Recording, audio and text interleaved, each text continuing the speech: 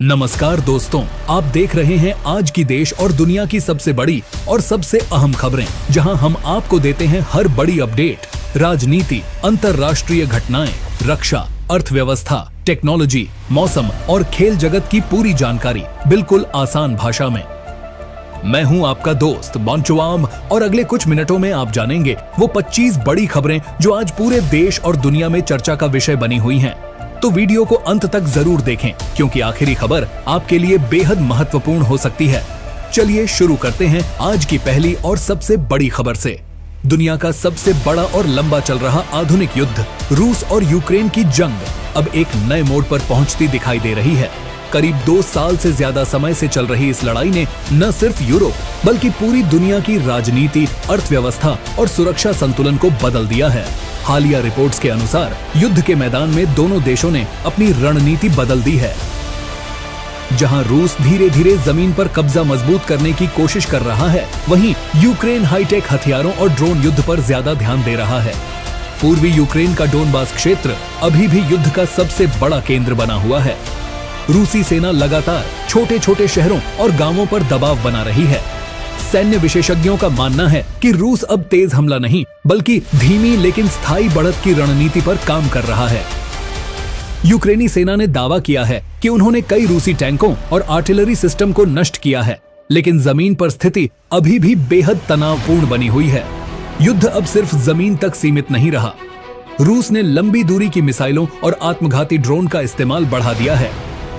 ऊर्जा संयंत्रों और सैन्य ठिकानों को निशाना बनाया जा रहा है। दूसरी तरफ यूक्रेन भी रूसी इलाकों के अंदर ड्रोन हमले कर रहा है, जिससे युद्ध पहली बार रूस के आम नागरिकों तक महसूस होने लगा है। अमेरिका ने यूक्रेन के लिए नई सैन्य सहायता पैकेज की घोषणा की है। इसमें एयर डिफेंस सिस्टम, गोला बारूद और आधुनिक मिसाइल सिस्टम शामिल बताए जा रहे हैं। विशेषज्ञ मानते हैं कि यह मदद यूक्रेन को रक्षा मजबूत करने में मदद करेगी, लेकिन इससे युद्ध जल्दी खत्म होगा, इसकी संभावना अभी कम दिख रही है। यूरोपीय देशों में युद्ध को लेकर चिंता बढ़ती जा रही है। ऊर्जा संकट, महंगाई और सुरक्षा खतरे के कारण कई देशों की अर्थव्यवस्था प्रभावित हुई है। कुछ यूरोपीय नेता अब शांति वार्ता की बात भी करने लगे हैं, जबकि कुछ देश रूस पर और सख्त प्रतिबंध लगाने की मांग कर रहे हैं। नाटो देशों ने पूर्वी यूरोप में अपनी सैन्य मौजूदगी बढ़ा दी है। पोलैंड और बाल्टिक देशों में सैनिकों की संख्या बढ़ाई जा रही है, ताकि रूस को स्पष्ट संदेश दिया जा सके कि नाटो अपने सदस्य देशों की सुरक्षा को लेकर गंभीर है। यह युद्ध आधुनिक तकनीक का सबसे बड़ा उदाहरण बन चुका है। छोटे ड्रोन अब टैंकों और बड़े हथियारों को भी नष्ट कर रहे हैं। कम लागत वाले ड्रोन ने युद्ध की रणनीति पूरी तरह बदल दी है। विशेषज्ञ इसे भविष्य का युद्ध बता रहे हैं। रूस यूक्रेन युद्ध का असर पूरी दुनिया की अर्थव्यवस्था पर पड़ा है। तेल और गैस की कीमतों में उतार चढ़ाव, खाद्यान्न संकट और सप्लाई चेन बाधित होने से कई देशों में महंगाई बढ़ी। भारत समेत कई देशों को नई व्यापार रणनीतियां बनानी पड़ी। यूक्रेन दुनिया के सबसे बड़े गेहूं निर्यातकों में से एक है। युद्ध के कारण कई बार अनाज आपूर्ति बाधित हुई, जिससे अफ्रीका और एशिया के गरीब देशों में खाद्य संकट बढ़ गया। संयुक्त राष्ट्र लगातार सुरक्षित अनाज गलियारा बनाने की कोशिश कर रहा है। अब लड़ाई सिर्फ हथियारों से नहीं बल्कि इंटरनेट और साइबर हमलों से भी लड़ी जा रही है। दोनों देशों के सरकारी सिस्टम और संचार नेटवर्क पर साइबर हमले लगातार हो रहे हैं। विशेषज्ञों का कहना है कि यह दुनिया का पहला फुल स्केल डिजिटल वॉर भी बन चुका है। युद्ध में दोनों तरफ भारी नुकसान हुआ है। हालांकि सही आंकड़े सार्वजनिक नहीं हैं, लेकिन अनुमान है कि लाखों सैनिक घायल या मारे जा चुके हैं। यह आधुनिक इतिहास के सबसे महंगे युद्धों में शामिल हो चुका है। यूक्रेन से करोड़ों लोग अपने घर छोड़ चुके हैं। कई लोग यूरोप के अलग अलग देशों में शरण लेकर रह रहे हैं। यह द्वितीय विश्व युद्ध के बाद यूरोप का सबसे बड़ा शरणार्थी संकट माना जा रहा है। बीच बीच में शांति वार्ता की बातें सामने आती रहती हैं, लेकिन अभी तक कोई ठोस समझौता नहीं हो पाया। दोनों पक्ष अपनी शर्तों पर अड़े हुए हैं। रूस सुरक्षा गारंटी चाहता है, जबकि यूक्रेन अपनी पूरी जमीन वापस मांग रहा है। रूस और यूरोप के बीच गैस सप्लाई को लेकर तनाव जारी है। ऊर्जा को भी अब युद्ध के हथियार के रूप में इस्तेमाल किया जा रहा है। इसका असर आम लोगों के बिजली बिल तक पहुंच चुका है। सबसे बड़ा सवाल यही है, यह युद्ध आखिर कब खत्म होगा? सैन्य विशेषज्ञों का मानना है कि जल्द समाधान मुश्किल है, क्योंकि दोनों देशों के लक्ष्य अभी भी अलग अलग हैं। युद्ध धीरे धीरे लंबी रणनीतिक लड़ाई में बदल चुका है। रूस यूक्रेन युद्ध में भारत ने एक बेहद संतुलित और समझदारी भरी नीति अपनाई है। भारत ने न तो रूस का खुला समर्थन किया और न ही पश्चिमी देशों की तरह पूरी तरह रूस का विरोध किया। इसे अंतर्राष्ट्रीय राजनीति में मल्टी अलाइनमेंट रणनीति कहा जा रहा है। भारत एक तरफ रूस से सस्ता तेल खरीद रहा है, वहीं दूसरी ओर अमेरिका और यूरोप के साथ रणनीतिक साझेदारी भी मजबूत कर रहा है। विशेषज्ञ मानते हैं कि यह नीति भारत को वैश्विक शक्ति बनने की दिशा में आगे बढ़ा रही है। युद्ध के दौरान पश्चिमी देशों के प्रतिबंधों के बाद रूस ने एशियाई देशों को कम कीमत पर तेल बेचना शुरू किया। भारत ने इस अवसर का फायदा उठाया और बड़ी मात्रा में रूसी कच्चा तेल खरीदा। इससे भारत में ईंधन कीमतों को नियंत्रित रखने में मदद मिली और अर्थव्यवस्था को मजबूती मिली।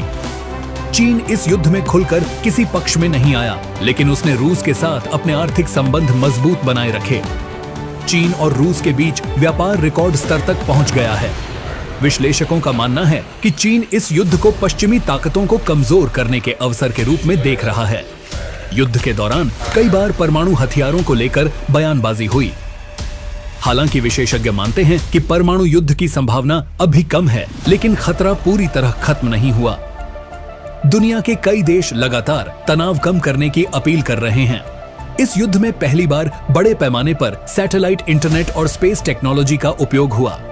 युद्ध क्षेत्र में संचार बनाए रखने के लिए आधुनिक सैटेलाइट नेटवर्क अहम भूमिका निभा रहे हैं। इससे भविष्य के युद्धों की नई दिशा तय होती दिख रही है। दोनों देशों को लंबे युद्ध के कारण नए सैनिकों की जरूरत पड़ रही है। युवा पीढ़ी को सेना में शामिल किया जा रहा है, जिससे समाज और अर्थव्यवस्था पर गहरा असर पड़ रहा है। कई परिवार सीधे इस युद्ध से प्रभावित हो चुके हैं। जहां युद्ध विनाश लाता है, वहीं हथियार उद्योग के लिए यह बड़ा अवसर बन गया है। दुनिया भर में रक्षा बजट बढ़ रहे हैं और हथियारों की मांग तेजी से बढ़ी है। कई देशों ने अपनी सैन्य तैयारी बढ़ा दी है।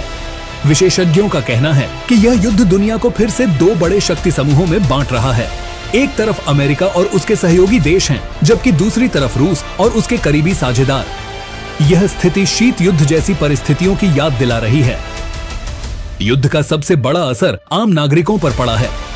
महंगाई, ऊर्जा संकट, खाद्य कीमतें और आर्थिक अस्थिरता ने दुनिया भर के लोगों की जिंदगी प्रभावित की है।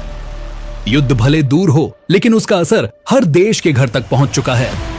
विशेषज्ञों का मानना है कि रूस यूक्रेन युद्ध सिर्फ दो देशों की लड़ाई नहीं है, यह भविष्य की विश्व व्यवस्था तय करने वाला संघर्ष बन चुका है। आने वाले वर्षों में यह तय करेगा कि दुनिया एक ध्रुवीय होगी या बहुध्रुवीय, और यही कारण है कि पूरी दुनिया की नजर इस युद्ध पर टिकी हुई है।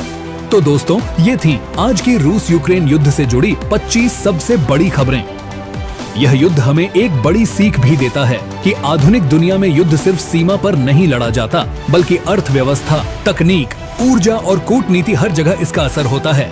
आप क्या सोचते हैं? क्या यह युद्ध जल्द खत्म होगा? अपनी राय कमेंट में जरूर लिखें। वीडियो पसंद आए तो लाइक करें, चैनल को सब्सक्राइब करें और बेल आइकन दबाना न भूलें, ताकि देश और दुनिया की हर बड़ी खबर आप तक सबसे पहले पहुंचे। मैं हूं आपका दोस्त नौजकार। मिलते हैं अगली बड़ी अपडेट के साथ। धन्यवाद।